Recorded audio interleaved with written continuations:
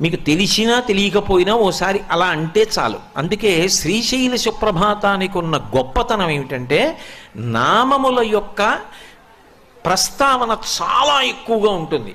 ప్రకృతి సంబంధమైనటువంటి విశేషములు ఇంచుమించు లేవనే చెప్పవలసి ఉంటుంది. అందువలన అందులో మీరు ఏ ఒక్క పాదం పలికినా, ఒక నామం పలికిన, ఒక శ్లోకం పలికిన అది కాపాడి తీరుతుంది. అందున ప్రభాతకాలం బ్రాహ్మీ ముహూర్తం కాబట్టి.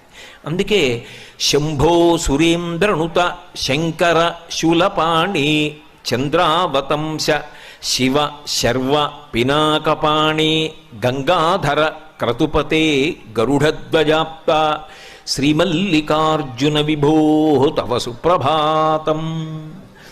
11 నామములు చెప్పారు ఇందులో. 11 నామములు ముందు చెప్పడం ఎందుకు అంటే, మొట్టమొదట 11 నామాలతో మొదలు పెట్టడం ఎందుకు అంటే, శివుడు ఏకాదశ రుద్రస్వరూపంగా ఉంటాడు.